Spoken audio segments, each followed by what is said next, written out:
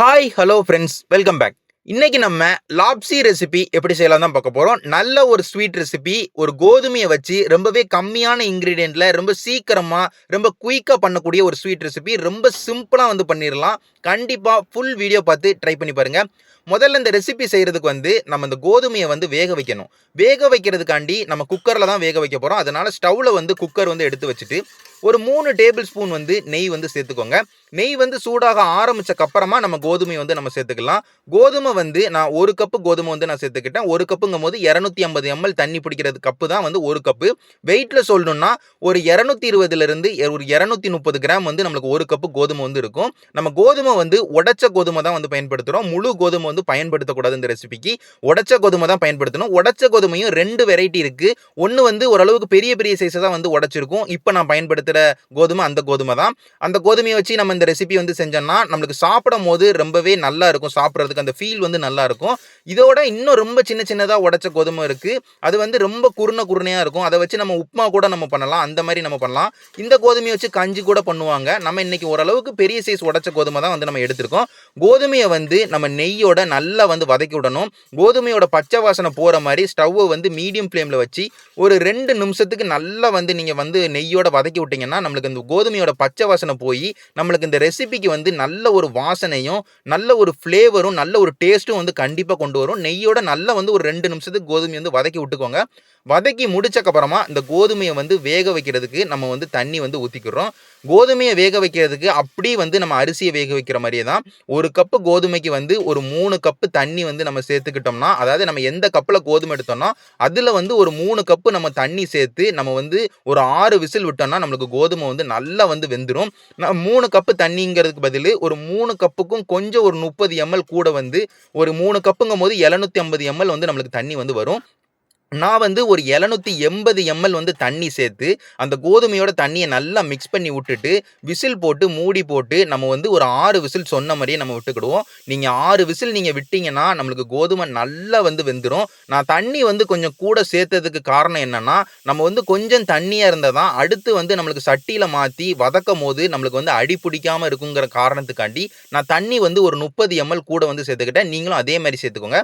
இப்போ நம்மளுக்கு ஒரு 6 விசில் வந்துருச்சு. நம்ம 6 விசில் வந்ததுக்கப்புறமா ஸ்டவ் ஆஃப் பண்ணிட்டு அப்படி வந்து அந்த ப்ரெஷர் போகிற வரைக்கும் நம்ம வந்து விட்டுருவோம். அந்த கேப்பில் வந்து நம்ம வந்து நட்ஸை வந்து வறுத்துக்கிடுவோம். இந்த லாப்ஸி ரெசிபியை பொறுத்த வரைக்கும் நட்ஸ் வந்து ரொம்ப ரொம்ப முக்கியம். இப்போ நம்ம ஒரு கரண்டி வந்து அந்த ஸ்வீட்டை நம்ம வந்து எடுக்கோம்னா அதில் வந்து நம்மளுக்கு கண்டிப்பாக நம்மளுக்கு அந்த பாதாம் பிஸ்தா எல்லாமே வந்துடணும். அந்த அளவுக்கு நிறைய வந்து நம்ம வந்து இந்த நட்ஸை வந்து சேர்க்கணும். அதனால் நான் ஒரு பேனை வந்து ஸ்டவ்வில் எடுத்து வச்சுட்டு நெய் வந்து ஒரு 2 டேபிள் ஸ்பூன் சேர்த்து முதல்ல வந்து முந்திரி பருப்பு வந்து ஒரு 25லேருந்து ஒரு 30 முந்திரி பருப்பு வந்து சேர்த்துக்கிறேன். அதுக்கப்புறமா பாதாமை சின்ன சின்ன துண்டுகளாக வெட்டி ஒரு 15லேருந்து ஒரு 16 பாதாம் வந்து சேர்த்துக்கிட்டேன். அதுக்கப்புறமா நம்ம வந்து பிஸ்தா வந்து ஒரு 15லேருந்து ஒரு 16 பிஸ்தாவும் சின்ன சின்ன துண்டுகளாக வெட்டி இந்த முந்திரி பருப்பு வந்து ஓரளவுக்கு பொன்னிறம் மாறுற அளவுக்கு நல்லா வந்து வதக்கி விட்டுக்கோங்க. ஸ்டவ்வை வந்து ஹை ஃப்ளேம்லேயே வச்சு ஒரு 2 நிமிஷத்துக்கு இந்த முந்திரி பருப்பு அதுக்கப்புறமா பாதாம் எல்லாத்தையுமே நல்லா வந்து வறுத்தெடுங்க. ஒரு 2 நிமிஷம் நல்லா வந்து வறுக்கும் போது நம்மளுக்கு முந்திரி பருப்பு வந்து அப்படியே லைட்டாக வந்து பொன்னிறத்துக்கு வந்து மாற ஆரம்பிக்கும். அந்த அளவுக்கு கலர் மாற ஆரம்பிச்சக்கு அப்புறமா நம்ம கிறிஸ்மஸ் பழம் வந்து ஒரு 20லிருந்து ஒரு 25 கிறிஸ்மஸ் பழம் சேர்த்து ஸ்டவ்வை வந்து லோ ஃப்ளேமில் வச்சு நல்லா வந்து திரும்பி வறுத்துடுங்க. ஒரு நிமிஷத்துக்கு நல்லா வந்து கிறிஸ்மஸ் பழம் வந்து நெய்யோட வறுபடும் போது நல்ல ஒரு பலூன் டெக்ஸ்டருக்கு வந்து நம்மளுக்கு கிறிஸ்மஸ் பழம் மாறிடும். அதே நேரத்தில் முந்திரி பருப்பு வந்து ஒரு பொன்னிறத்தை தாண்டி லைட் ப்ரௌன் கலருக்கு வந்து மாறிடும். அந்த மாதிரி கலருக்கு மாறிச்சுன்னா நம்மளுக்கு வந்து இந்த முந்திரி பருப்பு வந்து லைட் பொன்னிறத்தை விட நல்ல ஒரு டேஸ்ட்டுக்கு வந்து இந்த லைட் ப்ரௌன் கலருக்கு வந்து மாறும் சூப்பராக வந்து இருக்கும். அதனால நல்லா வந்து வறுத்து முடிச்சக்கு அப்புறமா ஸ்டவ்வை வந்து ஆஃப் பண்ணிட்டு அப்படி நம்ம வறுத்த நட்ஸ் எல்லாத்தையும் அந்த நெய்யோட அப்படி ஒரு பவுலுக்கு வந்து மாற்றி வச்சுக்கோங்க. இதை நம்ம கடைசியாக ரெசிபியில் வந்து நம்ம சேர்த்துக்கலாம். இப்போ வந்து நம்ம நட்ஸ் வந்து ரெடி பண்ணியாச்சு. அந்த கேப்பில் வந்து நம்மளுக்கு வந்து குக்கரில் ப்ரெஷரும் வந்து போயிருக்கும். இப்போ நம்ம குக்கரை ஓப்பன் பண்ணோம்னா ரொம்பவே கரெக்டாக இருக்கும். இப்போ நான் ஓப்பன் பண்ணி காட்டுறேன் பாருங்க. ரொம்ப சூப்பராக வந்து நம்மளுக்கு கோதுமை வந்து வந்துருச்சு. அடி எதுவுமே பிடிக்காம அதே நேரத்தில் நம்ம நினைச்ச மாதிரி கொஞ்சம் தண்ணி வந்து எக்ஸஸாக இருக்கிற மாதிரி நம்மளுக்கு வந்து கிடைச்சிருச்சு. கொஞ்சமாவது தண்ணி கொஞ்சம் இருந்தால் தான் நம்ம அடுத்து வந்து அதை வந்து வந்து நெய்யோட சேர்த்து கடாயில வந்து லைட்டா வதக்கும்போது அது அடி பிடிக்காம இருக்கும். இல்லன்னா டக்குன்னு வந்து அடி பிடிச்சிரும். அதனால நான் சொன்ன அளவுக்கு தண்ணி சேர்த்துக்கிட்டீங்கன்னா ரொம்பவே கரெக்ட்டா இருக்கும். இப்ப இந்த குக்கர வந்து தனியா எடுத்து வச்சுட்டு, இப்ப நம்ம ரெசிபி வந்து செய்ய ஆரம்பிச்சிரலாம். அதுக்கு வந்து ஒரு கடாயோ, ஒரு பேனோ வந்து எடுத்து வச்சுக்கோங்க. நான் கடாயில வந்து ஒரு 2 டேபிள் ஸ்பூன் வந்து நான் நெய் வந்து சேர்த்துக்கிறேன். ரொம்ப வந்து சேர்த்துக்கிட வேண்டாம். ஏற்கனவே 3 டேபிள் ஸ்பூன் வந்து நம்ம சேர்த்துட்டோம். அதனால 2 டேபிள் ஸ்பூன் நெய் வந்து போதும். 2 டேபிள் ஸ்பூன் நெய் சேர்த்து, நெய் வந்து லைட்டா சூடாக ஆரம்பிச்சக்கப்புறமா, நம்ம வேக வச்ச கோதுமைய அப்படியே வந்து இந்த கடாய்க்கு வந்து மாத்திக்கோங்க. கடாய்க்கு மாத்துனக்கப்புறமா, நம்ம இந்த கொஞ்சம் தண்ணி இருக்கு. அதே நேரத்துல இந்த நெய்யிலயும் நம்ம வந்து இந்த கோதுமைய வந்து நல்லா வந்து வதக்கி விடணும். அதனால ஸ்டவ்வ வந்து நான் ஹை ஃப்ளேம்லயே வச்சுட்டு நல்லா வந்து கிண்டி விட ஆரம்பிக்க போறேன். ஒரு 2 நிமிஷத்திலிருந்து ஒரு 3 நிமிஷத்துக்கு நல்லா கிண்டி விட்டீங்கன்னா, அந்த நெய்யோட நல்லா வந்து அந்த கோதுமை வந்து நல்லா வந்து மிக்ஸ் ஆகி நல்ல ஒரு வாசனை வந்து தர ஆரம்பிக்கும். ரெசிபிக்கு வந்து நல்ல ஒரு டேஸ்ட் தர ஆரம்பிக்கும். அதே நேரத்துல கொஞ்சம் தண்ணியா இருக்கிற கோதுமை வந்து திரும்ப வந்து கட்டியா வந்து மாற ஆரம்பிக்கும். அது ரொம்பவே முக்கியம். கோதுமை வந்து இப்ப நான் வீடியோல காட்டுற மாரி தண்ணியா இல்லாம ஓரளவுக்கு நல்ல கட்டியா டெக்ஸ்சர் மாறுற அளவுக்கு ஒரு 2 நிமிஷத்திலிருந்து ஒரு 3 நிமிஷத்துக்கு ஸ்டவ்வ வந்து ஹை ஃப்ளேம்லயே வச்சு நல்லா கிண்டி விட்டுக்கிட்டேன். அதுக்கப்புறமா ஸ்டவ்வ வந்து லோ ஃப்ளேமுக்கு மாத்திட்டு இந்த ரெசிபிக்கு தேவையான இனிப்பு வந்து நம்ம சேர்த்துக்கிற போறோம். இனிப்புக்கு வந்து சீனியோ, நாட்டு சர்க்கரையோ எதுவுமே சேர்க்கக்கூடாது. நம்ம வந்து மண்டவெல்லம் தான் சேர்க்கணும். நம்ம மண்டவெல்லம் வந்து எவ்வளவு சேர்த்திருக்கோம்னா, 1 கப் வந்து நம்ம சேர்த்திருக்கோம். எவ்வளவு கோதுமை சேர்த்தோமோ, அது அளவுக்கு வந்து நம்ம வந்து மண்டவெல்லம் வந்து சேர்த்துக்கணும். நான் வந்து கூட கொஞ்சம் நான் எடுத்துக்கிடுவேன். ரொம்ப நான் இனிப்பு சாப்பிடுவேன்னா, 1 கப்புக்கும் கொஞ்சம் கூட, அதாவது ஒரு கைப்பிடி கூட நீங்க வந்து போட்டுக்கிட்டீங்கன்னா, கரெக்ட்டா வந்து உங்களுக்கு இருக்கும். 1 கப்பு நம்மளுக்கு மண்டவெல்லங்கும்போது 250 எம்எல் தண்ணி பிடிக்கிற கப்ல நான் 1 கப் வந்து நான் மண்டவெல்லம் வந்து எடுத்திருக்கேன். அதோட வெயிட் பார்த்துக்கிட்டீங்கன்னா, ஒரு 220லிருந்து ஒரு 230 கிராம் வந்து நம்மளுக்கு வந்து மண்டவெல்லம் இருக்கும். மண்டவெல்லம் சேர்த்து நல்லா வந்து மிக்ஸ் பண்ணி விட்டுக்கிட்டேன். ஸ்டவ் வந்து ஹை ஃப்ளேம்ல வச்சு ஒரு 1 நிமிஷத்திலிருந்து ஒரு 2 நிமிஷம் மிக்ஸ் பண்ணி விட்டுட்டேன். அதுக்கப்புறமா லோ ஃப்ளேம்ல வச்சு அந்த மண்டவெல்லம் எல்லாமே கரையிற மாதிரி நான் வந்து ஒரு 2 நிமிஷத்துக்கு அப்படியே வந்து நான் வந்து விட்டுட்டேன். ஒரு 2 நிமிஷம் கழிச்சு நான் பார்க்கும்போது மண்டவெல்லம் எல்லாமே நல்லா கரைஞ்சி நம்மளுக்கு அந்த கோதுமையோட நல்லா வந்து ஜெல் ஆயிருச்சு. ஜெல் ஆனதுக்கப்புறமா இந்த நேரத்துல வந்து இனிப்பு வந்து நான் போதுமா கரெக்ட்டா இருக்கான்னு நான் பார்க்கும்போது இனிப்பு வந்து ரொம்பவே கரெக்ட்டா இருந்தது. இப்போ நம்மளோட அடுத்த ஸ்டெப் பார்த்துக்கிட்டீங்கன்னா, இப்போ நம்மளுக்கு நீங்க பார்த்தீங்கனாலே தெரியும். நம்மளுக்கு வந்து அப்படியே தண்ணியா வந்து ரெசிபி இருக்கு. இந்த தண்ணியா இருக்கிற ரெசிபிய கட்டியாக்குறது மட்டும் தான் நம்மளுக்கு வேலை. வேற எந்த வேலையுமே நம்மளுக்கு கிடையாது.